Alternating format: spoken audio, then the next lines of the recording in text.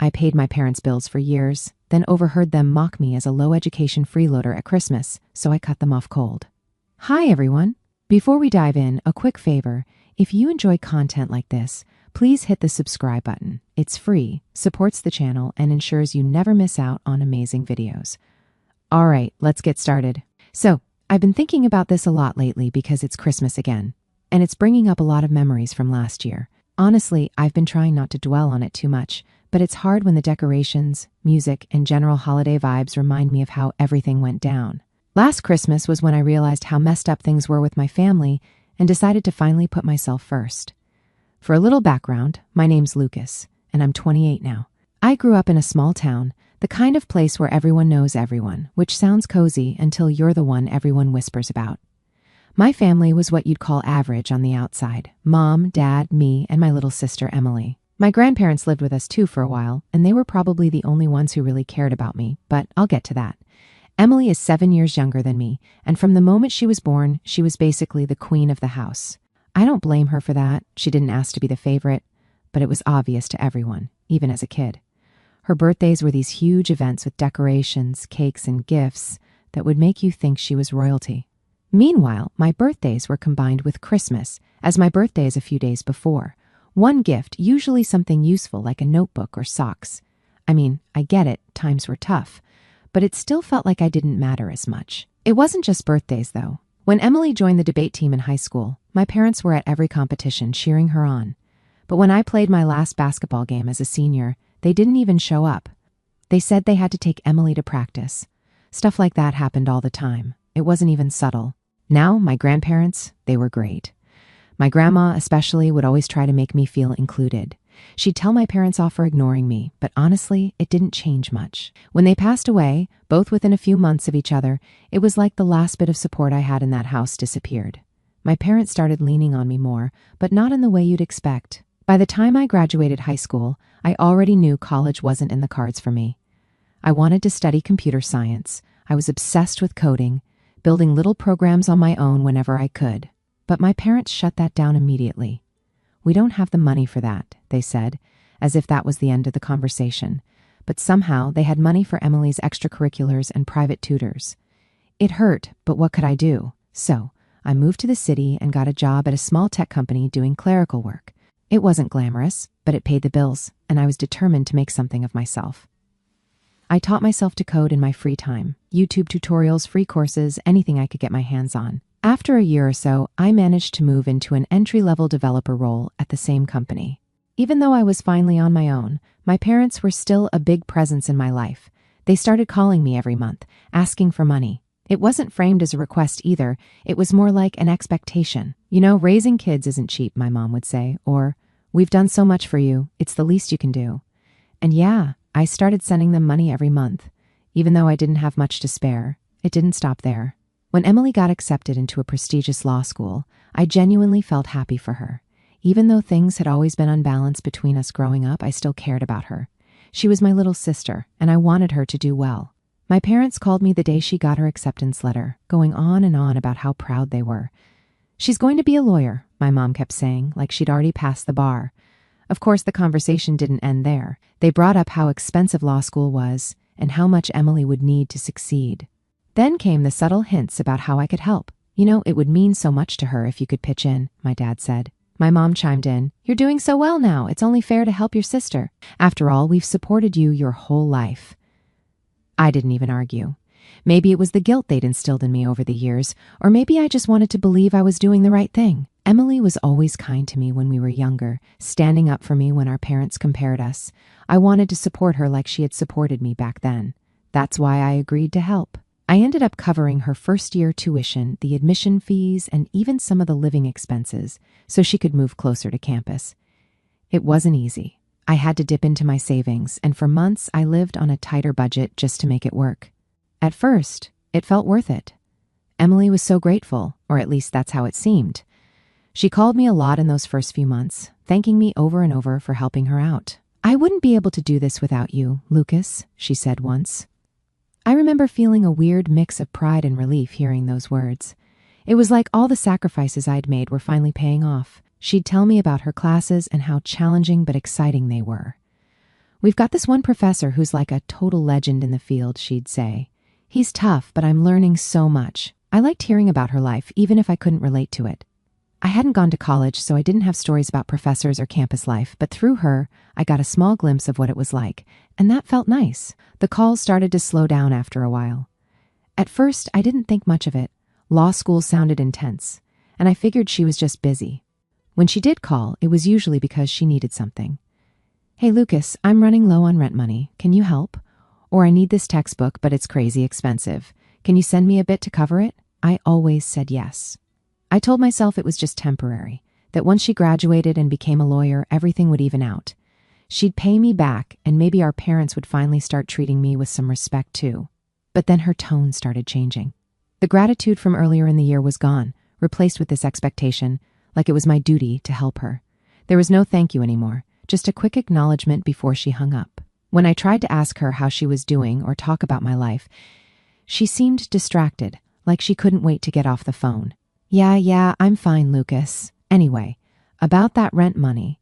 I didn't know how to bring it up without sounding petty, so I let it slide, but it started to eat at me. I'd be sitting at my desk at work, thinking about how much I was sacrificing for her while she barely acknowledged it. I was skipping out on things I wanted. New clothes, dinners out with friends, even saving for a better apartment, just so she could focus on school without worrying about money. The thing that really got to me was how our parents acted during all of this. Every time they called, it was the same story. Emily's doing so well, we're so proud of her, they'd gush. If they mentioned me at all, it was only in relation to how I was helping Emily. It's good that you're supporting her, Lucas. That's what family does. Not once did they ask how I was doing. They didn't know about the long hours I was putting in at work or the freelance projects I was taking on just to make ends meet. They didn't know how drained I felt, working nonstop while watching my savings dwindle away. And honestly, I didn't expect them to ask. That's just how it had always been. By the end of Emily's first year, things between us had shifted completely. She didn't call unless she needed something, and when I reached out, she barely responded. I remember one time I texted her, asking how her exams went. She replied a day later with a single word, good. No follow-up, no details. It felt like I was talking to a stranger. I started to resent her, but I didn't know how to deal with it. I told myself she was just stressed, that it wasn't personal, but deep down, I couldn't shake the feeling that I was being taken for granted, not just by Emily, but by my parents too. One night, I got a call from my mom. She wanted to talk about Emily, of course. She's doing so well, Lucas. You should be proud of her, she said, the same way she always did. I muttered something about how I was glad she was doing well, but I guess my tone gave me away. What's wrong? My mom asked, sounding more annoyed than concerned. Nothing, I said quickly, but then I couldn't stop myself. It's just I feel like all I ever do is give. I've been helping Emily nonstop, and it's like no one even notices. There was a long pause before she responded. Lucas, don't be selfish. Emily is doing something important with her life. You're just working in tech. She's going to be a lawyer. You should be happy to support her. That hit me hard. It was like all the work I'd put into building my life didn't matter because I didn't have a fancy title or a degree. I wanted to argue, to defend myself, but I knew it wouldn't change anything, so I just said, okay, and hung up. That conversation stuck with me for weeks. I started to see everything more clearly. By that time, I was exhausted, physically, emotionally, and financially, but I didn't know what to do. Cutting them off felt impossible. They were my family, after all. But part of me wondered how much longer I could keep this up before I broke completely. Last Christmas, I got a call from my mom a few weeks before the holiday. She sounded unusually chipper, which immediately put me on edge. Usually, when she was in a good mood, it meant she was about to ask for something. But instead of the usual spiel about money, she invited me to a Christmas party at their place. We're having everyone over this year. Relatives, neighbors, even a few of Emily's friends, she said. It'll be nice to have the whole family together again. You'll come, won't you? I wasn't sure at first. Going home always came with its share of baggage, and I wasn't in the mood to deal with all that. But she kept pressing. It's been ages since we all got together, she said, guilt dripping from her voice. Emily would love to see you, and it's Christmas. Don't you want to spend the holiday with your family? I agreed, mostly to avoid the endless calls and guilt trips I knew would follow if I said no. Plus, I figured it might be a chance to reconnect with everyone. Maybe things wouldn't be so bad this time. So, I took the train back to town on Christmas Eve, carrying a few small gifts I'd picked up for everyone. Nothing fancy, just little things I thought they'd appreciate. When I got to the house, it was packed. There were relatives I hadn't seen in years, neighbors I barely recognized, and even a few of Emily's old high school friends. The energy in the house was loud and chaotic, but in that festive way that made it feel like Christmas. At first, it was actually kind of nice. I caught up with a couple of cousins, made small talk with some neighbors, and even managed to chat with Emily for a bit. She seemed busy, though, flitting from group to group like she was hosting the whole thing. The evening started to shift when my dad called everyone into the living room. He stood up by the fireplace, holding a glass and grinning like he was about to announce something big. My mom stood beside him, beaming, and Emily was next to her, looking a little smug. "Thank you all for coming," my dad began. "It's so wonderful to have everyone here to celebrate the holidays. But tonight isn't just about Christmas. It's also about celebrating some incredible news." I had a sinking feeling in my stomach. I knew where this was going. "We're here to celebrate Emily, who's just finished her first year at law school with flying colors," he said. Everyone clapped, and a few people even cheered. My mom jumped in, talking about how proud they were of her, how hard she was working, and how bright her future looked. I clapped along with everyone else, but I couldn't help feeling a little invisible. It wasn't that I wanted a big announcement or anything, but it stung that my parents didn't even mention me. Not a word about how I'd helped pay for Emily's first year, or how I'd been sending money home for years. As the night went on, it got worse. Emily started talking about her law school experiences, and at first it was kind of interesting, but then she started bragging. "Law school is no joke," she said, loud enough for everyone to hear. "It's not like working a regular 9-to-5 job. It takes real intelligence and dedication. You can't just wing it." I tried to brush it off, but then she made a comment that hit a little too close to home. I mean, coding? That's something anyone can learn online these days. It's not exactly rocket science. I glanced around the room, expecting someone to say something, but instead, my parents laughed. My dad even nodded, like he agreed. I felt a mix of anger and embarrassment. Here I was, working my ass off to support myself and them, and they were mocking my career like it didn't matter. At one point, a neighbor I'd known since I was a kid came up to me. "Lucas, you're doing great, right?" "I heard you're working in tech," she said with a warm smile. Before I could even respond, my mom jumped in. "Oh, he's doing okay," she said, waving her hand dismissively. "But Emily is the real star of the family. She's going to be a lawyer, you know." My dad chuckled. "Lucas is good at what he does, but it's not exactly prestigious." I excused myself and went into the kitchen, pretending to check on the food. I just needed a minute to breathe. I overheard more of their conversation from the kitchen. My mom was telling some relatives about how they had to step in to help Emily because I wasn't pulling my weight. It was like a whole flip of the truth. I'd paid for her tuition, I'd sent them money every month, and yet they still found a way to paint me as the failure. I decided I'd had enough. I grabbed my coat and left. They barely even noticed. Emily was too busy basking in the attention, and my parents were too busy talking about how amazing she was. After that Christmas party, something inside me just switched off. It wasn't like one of those dramatic, life-changing realizations you see in movies. It was more like a slow, sinking realization that I couldn't keep living like this. For years, I'd been bending over backward for my family, constantly trying to be good enough. And for what? To be laughed at behind my back? To be treated like an afterthought? The day after Christmas, my phone started buzzing nonstop. First, it was my mom, then my dad, and eventually, Emily chimed in too. They all wanted to know why I had left the party early. "You didn't even say goodbye to anyone," my mom texted, as if that was the worst thing I had done. I ignored the messages at first. I needed some space to think. But the calls kept coming, and eventually I picked up when my mom called again. I figured I'd just tell her the truth. "Why did you leave like that, Lucas?" "It was rude," she said as soon as I answered. I took a deep breath. "Mom, I left because I'm tired. I'm tired of being treated like I don't matter. I've been helping you guys for years, and all I hear is how I'm a disappointment. At the party, you and Dad were laughing about me. What's the point of helping if that's how you see me?" There was a long pause on her end. Then she sighed, like I was the one being unreasonable. "Lucas, you're overreacting. You know how proud we are of Emily. She's doing something really impressive, and we just want to celebrate her achievements. It's not about you." "Exactly," I said, my voice shaking. "It's never about me. You didn't even mention me at the party, not once. And when people asked about me, you brushed it off like my career doesn't matter. I'm done feeling like this. I'm done sending money. You can figure it out without me." Her tone changed immediately. "Lucas, don't be ridiculous. You can't just stop helping. We've done so much for you, raised you, supported you. This is what family does. We all chip in." I couldn't help but laugh at that. "Really? Because it doesn't feel like a team effort, Mom. It feels like I'm the only one chipping in while you and Dad sit back and praise Emily for being the perfect child." She started to argue, but I cut her off. I'm serious, Mom. I'm done. Don't call me asking for money anymore. Then I hung up before she could say anything else. The calls didn't stop, of course. Over the next few days, my dad tried calling, but I didn't answer. Emily sent me a text saying, "You're really putting a strain on Mom and Dad right now. This is selfish, Lucas." That one hurt more than I expected. I stared at the message for a long time, trying to decide if I should reply. Eventually I did. Selfish? Really? If anyone's selfish here, it's you.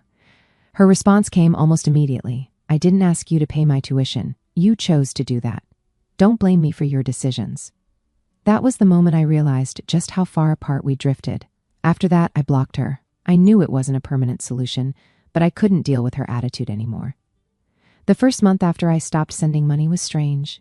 I kept expecting my phone to ring with another guilt trip or angry message, but it was quiet, too quiet, honestly. At first, I felt guilty. I'd been supporting them for so long that it felt wrong to just stop, even though I knew I had every right to. My parents didn't give up easily. After a few weeks of silence, they started reaching out through other people. My aunt called me one night, clearly uncomfortable with the whole thing. "Lucas, I don't want to get in the middle of this, but your mom is really upset.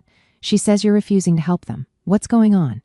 I sighed. "Aunt Judy, I'm just done. They've been taking advantage of me for years, and I can't do it anymore. I'm not their bank.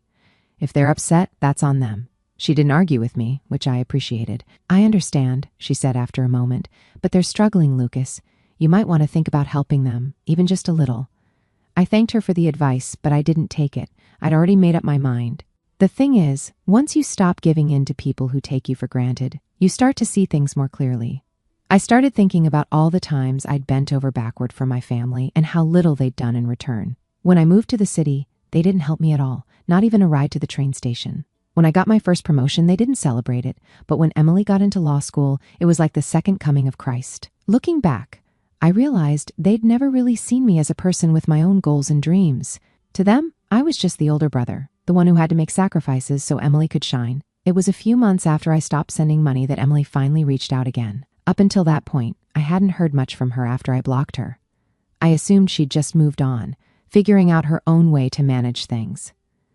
But apparently, things weren't going as smoothly as she hoped. I still remember the exact moment she called.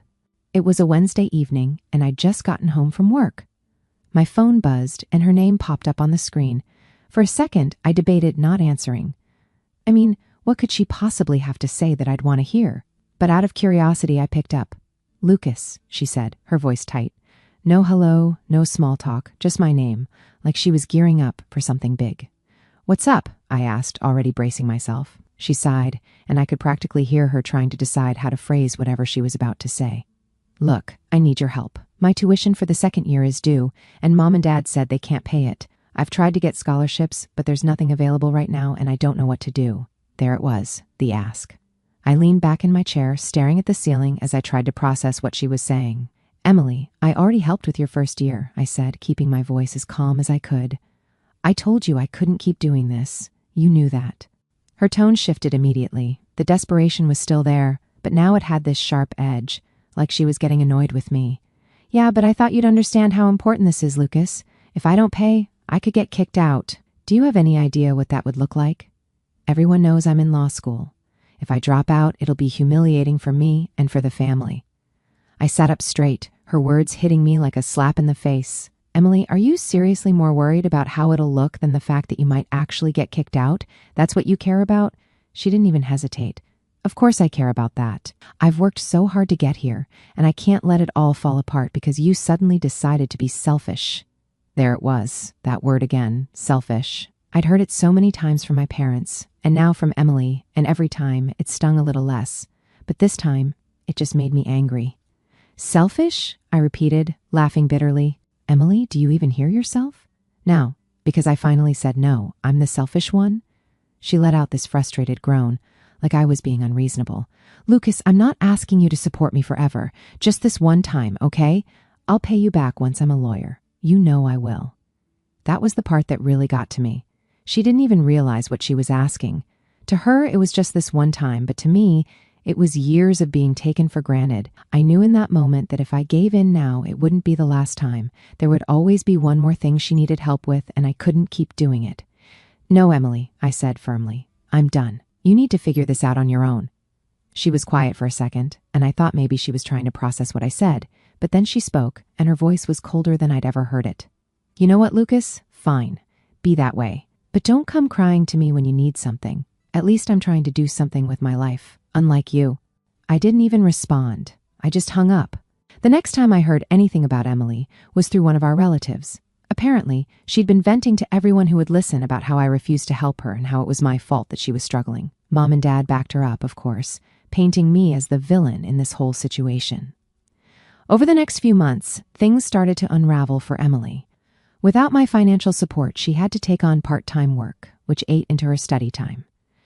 She started falling behind in her classes, and by the end of the semester, she failed a couple of them. I'd be lying if I said I didn't feel a little bad for her. She was clearly in over her head, and it was obvious that Mom and Dad weren't stepping up to help her the way I had. But at the same time, I couldn't bring myself to care as much as I used to. It wasn't my responsibility anymore.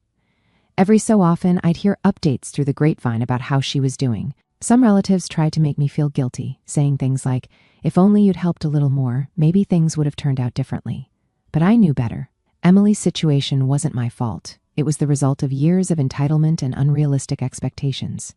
By the time summer rolled around, I heard she had officially dropped out of law school. Apparently, the stress of trying to balance work and school had been too much, and she couldn't keep up. I didn't feel good about it, but I didn't feel bad either. It was just whatever. After Emily dropped out of law school, things started to spiral for my family. I wasn't directly involved anymore, but the updates came through various relatives and mutual acquaintances. I didn't go looking for the information, it just had a way of finding me. Small towns are like that. The first thing I heard was about Emily moving back in with my parents.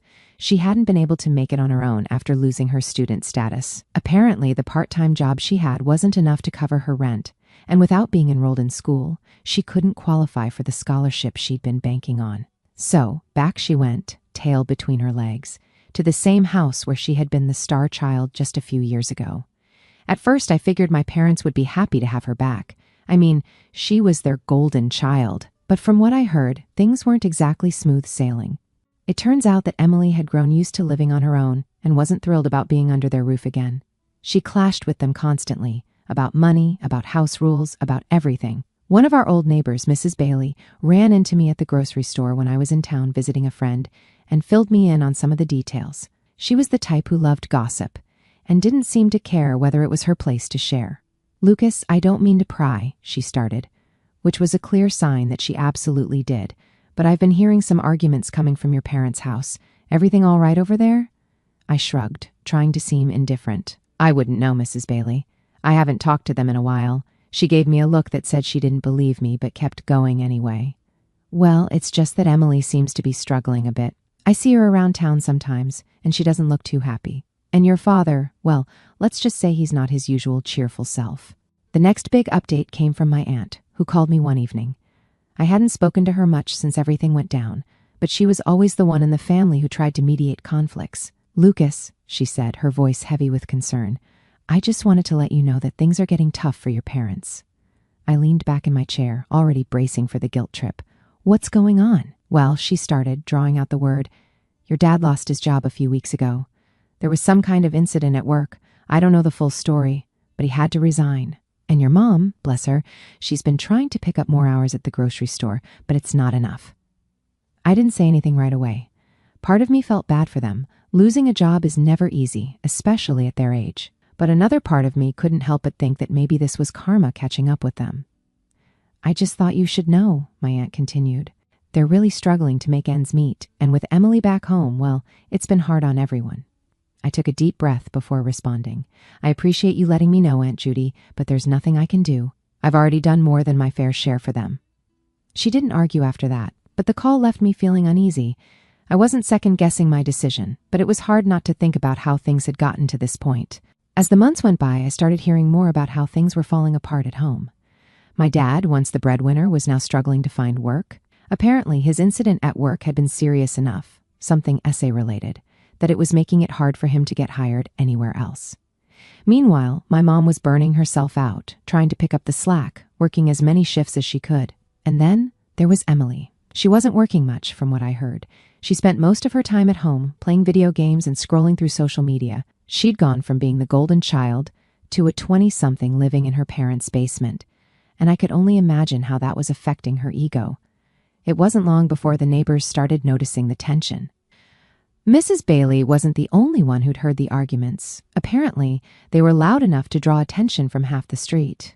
One of my cousins told me that my dad and Emily got into it one night, screaming at each other so loudly that someone actually called the police. They didn't do anything, my cousin said when he told me about it, but it's pretty bad over there, Lucas. I don't blame you for keeping your distance. The final straw came when my dad tried reaching out to me directly. He called from an unfamiliar number, probably because I'd blocked him on his usual one. At first, I didn't recognize his voice. It was hoarse and tired, like he'd aged 10 years in just a few months. "Lucas," he said, his tone softer than I expected. "I know we've had our differences, but I need to talk to you. It's important." I didn't say anything right away, waiting to see where he was going with this. "We're in a bit of a tight spot," he continued, "and I was wondering if you could help us out just until I get back on my feet." I closed my eyes, trying to keep my frustration in check. "Dad, I've already told you I'm done. I can't keep bailing you out." "I'm not asking for much," he said quickly, "just enough to cover the bills for a couple of months. Please, Lucas, we're your family." That word again, family. It was always their go-to when they wanted something. "I'm sorry," I said, my voice firmer than I expected.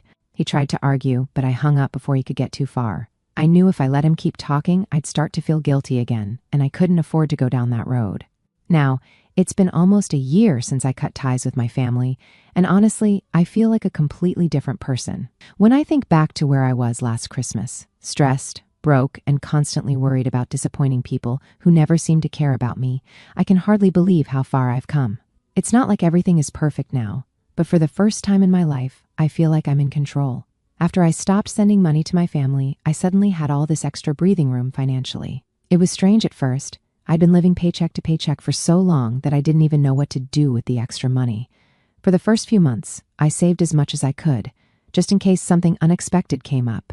But as my savings grew, I realized I could finally start doing things for myself. Small things at first, a better chair for my desk, some new clothes, little upgrades to my apartment. It wasn't anything extravagant, but it felt good to finally invest in myself. Work has been a huge focus for me this past year, and I've made some big strides. Not long after everything went down with my family, I got a promotion at my company. I'm now leading a small team of developers, and we've been working on a project that could really put us on the map.